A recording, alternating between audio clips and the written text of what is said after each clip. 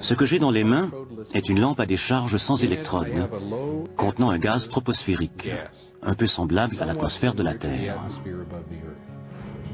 Je vais maintenant le placer dans un four à micro-ondes et l'irradier avec 1 watt par centimètre carré. Avec seulement 1 watt, on obtient le milieu nécessaire pour fractionner l'air, peu importe ce qui arrive. On peut voir tout le mouvement dans le plasma. C'est caractéristique de ce qui arrivera à haute altitude, là où l'ionosphère est irradiée par ces grands rayons. C'était 1 watt par centimètre. HAARP concentre 3,6 millions de watts et les comprime dans un rayon d'1 milliard de watts, 1 gigawatt.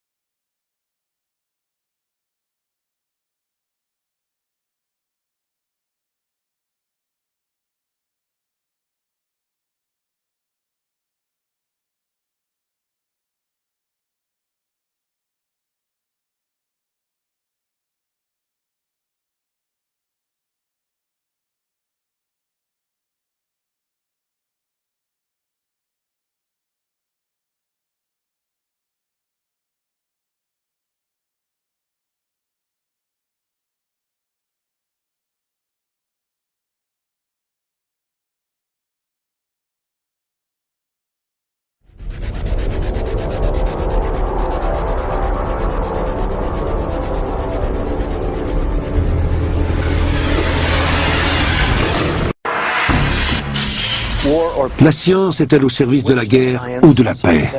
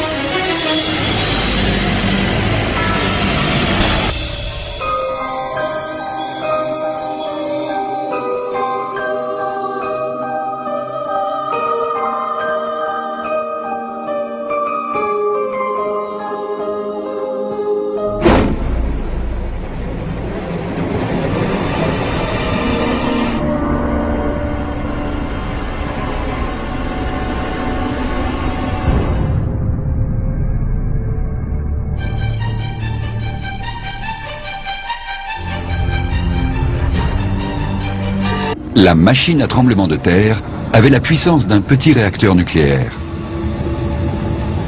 Les sismologues voulurent s'en servir pour mesurer l'épaisseur de la croûte terrestre. Le principe de cette expérience était le suivant. En traversant un puissant champ magnétique, l'échappement d'une tuyère de fusée provoquait des sortes de coups de foudre capables de se propager jusqu'à 50 km de profondeur. Ce qui se produisit alors les étonna beaucoup. La Terre répliqua par des micro-séismes.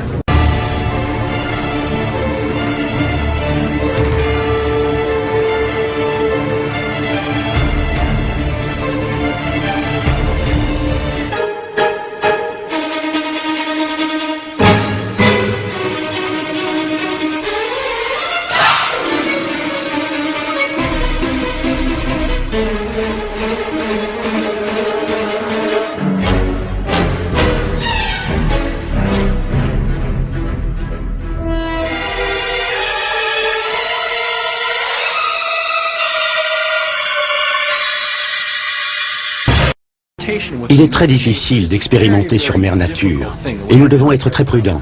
On pourrait en fait déclencher un séisme plus important que celui que nous tenterions d'éviter. Des militaires américains ont acheté la machine à tremblement de terre à l'issue de la guerre froide. Où est-elle aujourd'hui? Nul ne le sait.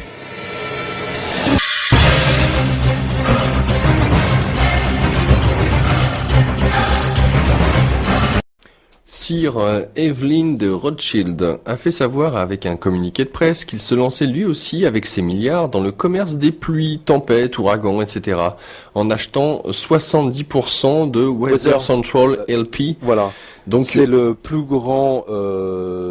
Donc il fabrique et fournit les graphiques de tout ce qui est météo. Parce que ça veut dire quoi? S'ils ont décidé d'investir là-dedans, ça veut dire qu'ils ont calculé leurs coûts.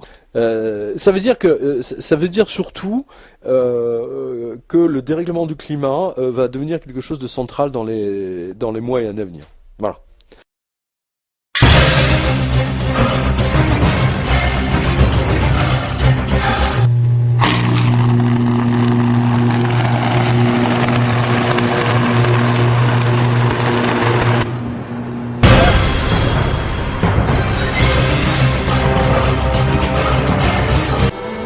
En 1967, en pleine guerre du Vietnam, les Américains se livrent à une expérience étonnante. Ils déversent une substance chimique au-dessus des nuages.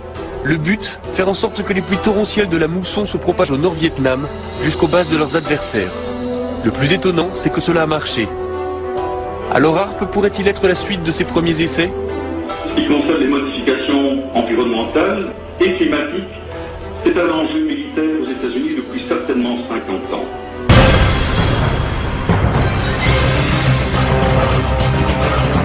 Le concepteur du projet HAARP a d'abord conçu un bouclier défensif qui agit en grillant les systèmes de guidage électronique des bombes ennemies. HAARP a été conçu pour de multiples usages. Au départ, ce n'était pas une arme. Au départ, ce n'était pas une arme. Au départ, ce n'était pas une arme. Si vous lisez les brevets, vous verrez que je pensais d'abord à une utilisation défensive. Eastland soutient qu'en chauffant des portions de la haute atmosphère, HAARP peut affecter la température globale de la Terre, une idée pour laquelle Tesla a été ridiculisée voilà presque 100 ans. Tesla reste toujours avant tout un inventeur et un visionnaire de génie. Il ne cherche pas à tirer profit de ses inventions. Ses percées remarquables dans le domaine de l'électricité à haute fréquence, incluant le radar, la radio, le néon et les tubes fluorescents, seront souvent attribuées à d'autres. Par exemple, le système pour prendre des clichés photographiques au moyen du rayon X inventé par Tesla précède les travaux de Wilhelm Röntgen. L'imagination fertile de Tesla lui fait entrevoir la possibilité d'Internet et de la télévision des décennies avant tout le monde. Malgré ces sauts dans le futur qui se sont avérés vrais, la tendance de Tesla à l'exagération et sa façon de présenter ses idées à la presse le desserviront et lui vaudront beaucoup de critiques. We must be able to transmit scenes from other places over long distances. Pictures, the news, energy, and why not matter too? Now we must liberate thought. We must set it free of limitations that space and time impose on it, and yet keep its principal characteristics. Now and in future centuries. Mystérieux et flamboyant, Tesla est toujours ravi de partager ses idées avec le monde entier. Il exécute ses expériences de laboratoire devant des sommités et amis.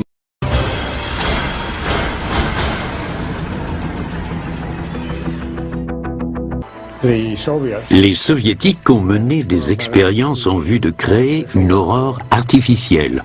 Je ne sais trop pourquoi, mais je pense que c'était pour prouver qu'il était possible de projeter de l'énergie à très basse fréquence au loin, à l'horizon, et provoquer certains phénomènes.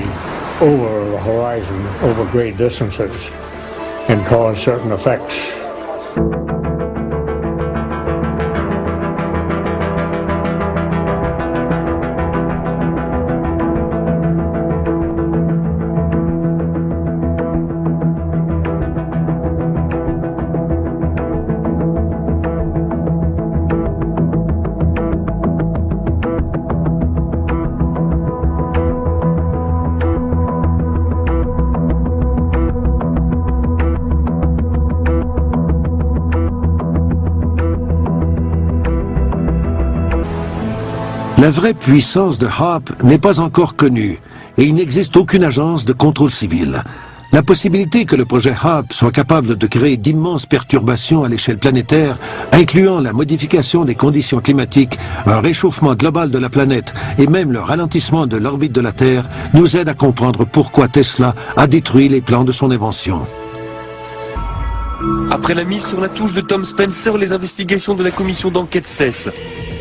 Cela n'empêche pas de nombreux chercheurs de continuer à se poser des questions sur les expériences menées par l'armée américaine en Alaska.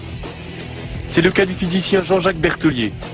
Son laboratoire est en contact direct avec Demeter, un satellite doté de nombreux instruments de mesure qui passe régulièrement au-dessus de la base américaine.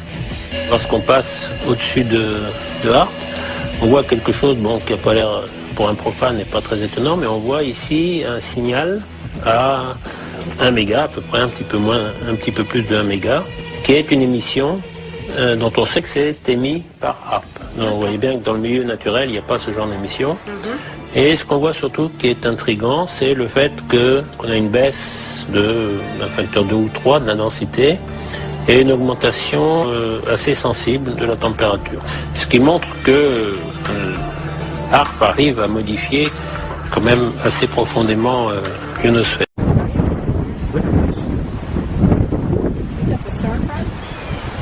Oh, what is it? It's spinning like... It's like it goes on from one end of the horizon to the other.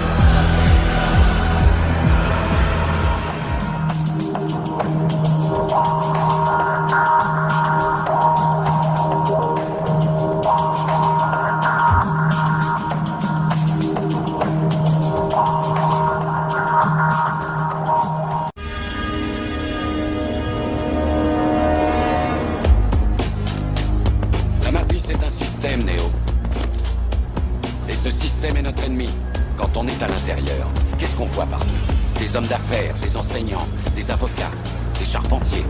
C'est avec leur esprit qu'on communique pour essayer de les sauver. Mais en attendant, tous ces gens font quand même partie de ce système, ce qui fait d'eux nos ennemis. Ce qu'il faut que tu comprennes, c'est que pour la plupart, ils ne sont pas prêts à se laisser débrancher. Bon nombre d'entre eux sont tellement inconscients et désespérément dépendants du système qu'ils vont jusqu'à se battre pour le protéger. Est-ce que tu m'écoutes, Léo? Ou est-ce que tu regardes cette femme en robe rouge? Regarde encore.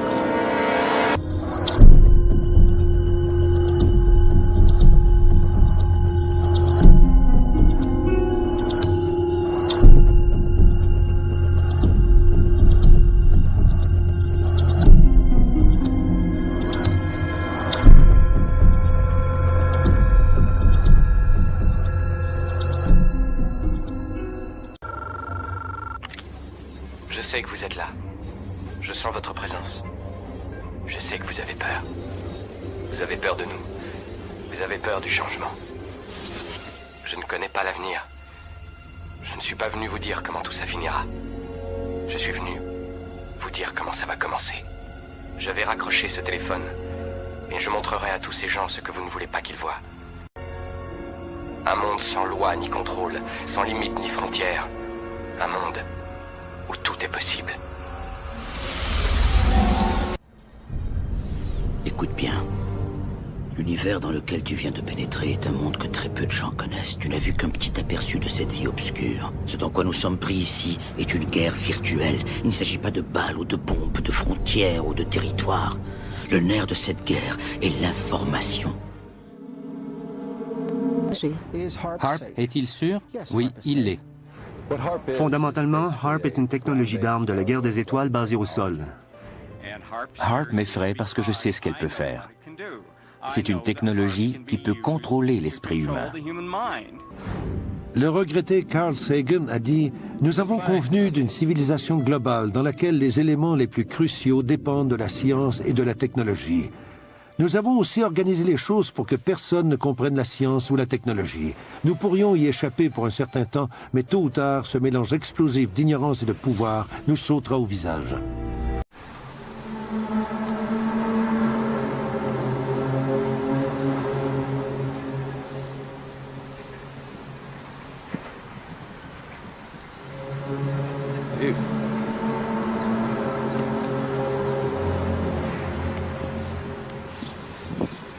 Did you guys hear that?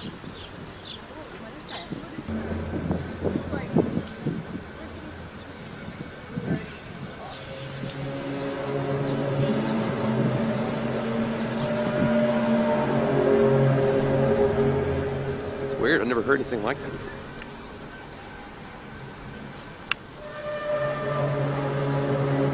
Where's it coming from?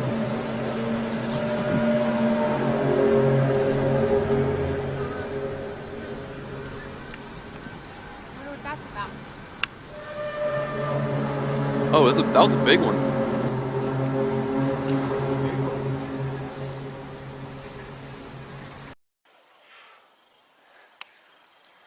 Qu'est-ce que tu fais? Super belle, hein? Quoi? La lune.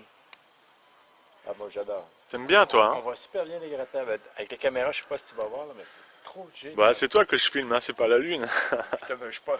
Oui, moi je suis dans la lune, mais quand même.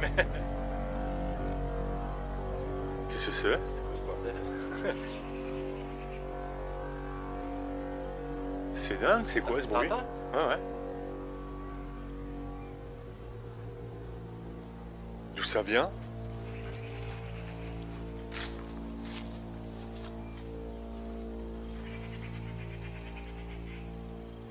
Wow. C'est incroyable ça.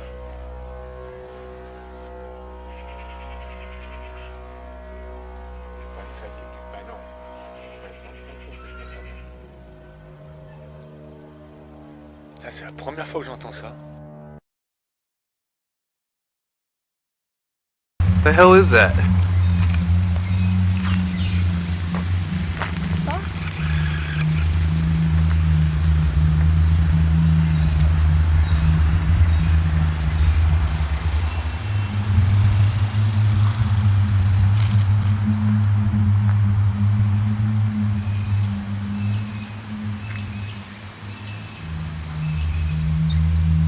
Is that coming from the clouds? I don't know, it's somewhere up there.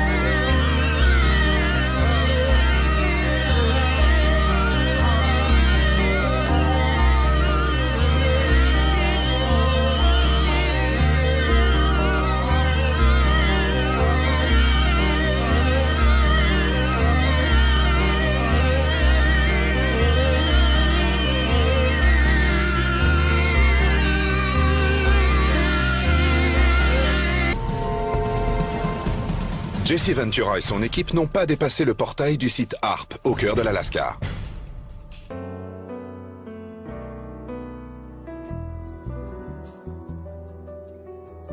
Froid dans le dos. D'abord, la sensation d'avoir des insectes ou des vers qui rentrent sous la peau, des éruptions cutanées qui démangent, qui laissent des lésions importantes, tout ça accompagné de problèmes de mémoire et de concentration. Mais le plus singulier, ce sont ces fibres qui sortent du corps, ces bouts de fil que vous voyez là, qui ont été d'ailleurs étudiés à l'Université de l'Oklahoma. Aucune correspondance avec les 800 fibres textiles qui sont commercialisées ou les 85 000 composés organiques connus. On les a chauffés à 600 degrés Celsius pour découvrir qu'ils ne brûlent pas. Et pour ajouter au mystère, les fibres en question qui sont rouges, bleues et noires luisent sous les rayons ultraviolets. La communauté scientifique est perplexe. Plusieurs pensent qu'il s'agit d'un dé...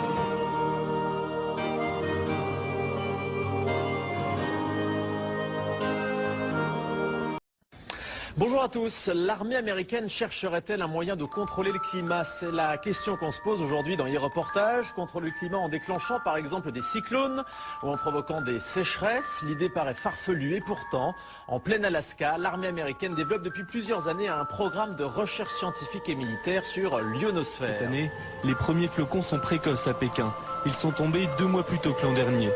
Une anomalie qui n'a rien de naturel. Les climatologues chinois disent avoir envoyé dans l'atmosphère des particules chimiques qui déclenchent ces précipitations. Mais cette fois, les températures proches de 0 degré ont pris de court les habitants. La neige a provoqué des problèmes de circulation dans la capitale et des vols ont dû être retardés. Plus au nord, dans la province de Jilin, des arbres sont couchés sous le poids de la neige. Les intempéries ont aussi multiplié les accidents de circulation. Mais en contrôlant ainsi le climat, la Chine espère remédier à la sécheresse. Sécheresse, les Chinois ont la réponse, provoquer la neige. À Pékin, un manteau de neige fabriqué artificiellement a recouvert à la ville. Depuis des années déjà, les météorologues chinois provoquent la pluie en injectant des substances chimiques dans les nuages.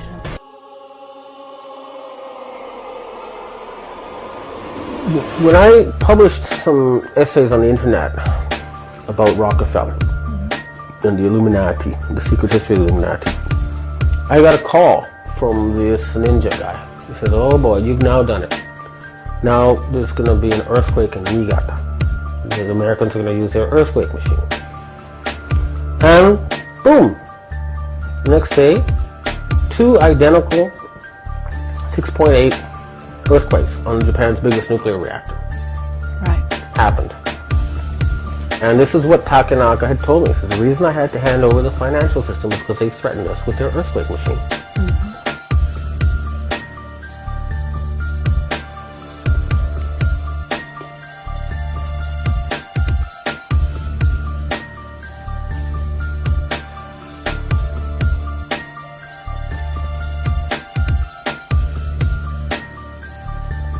Les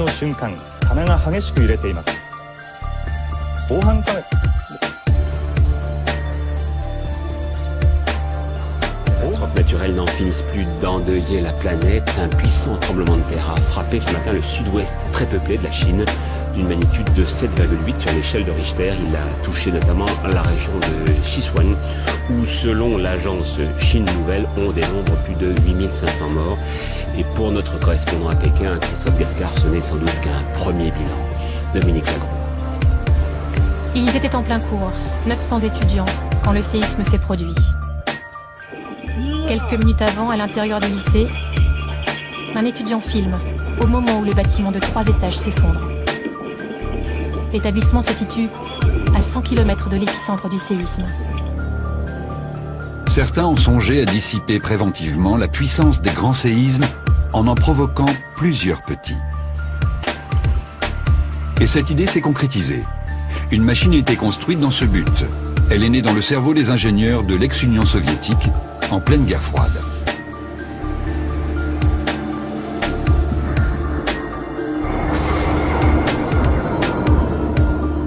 Conçue pour fournir une nouvelle source d'énergie, la machine à tremblement de terre avait la puissance d'un petit réacteur nucléaire. Les sismologues voulurent s'en servir pour mesurer l'épaisseur de la croûte terrestre. Le principe de cette expérience était le suivant. En traversant un puissant champ magnétique, l'échappement d'une tuyère de fusée provoquait des sortes de coups de foudre, capables de se propager jusqu'à 50 km de profondeur. Ce qui se produisit alors les étonna beaucoup. La Terre répliqua par des micro-séismes.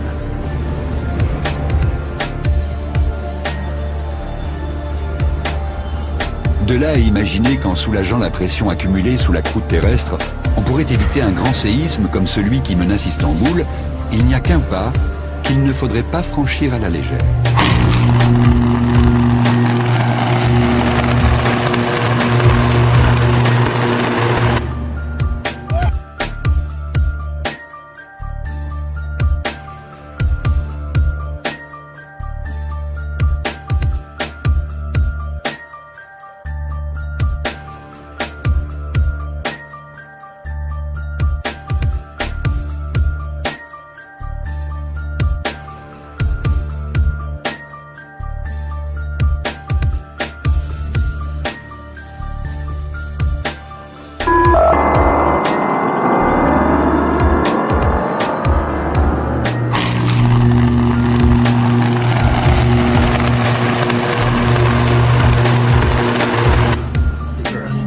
Since the Earth is a giant magnet, the magnetic field called the magnetosphere protects us. HAARP's original patents were designed to distort or alter the magnetosphere. It's interesting to compare humans and the Earth. The Earth has a magnetic field. Humans generate a magnetic field.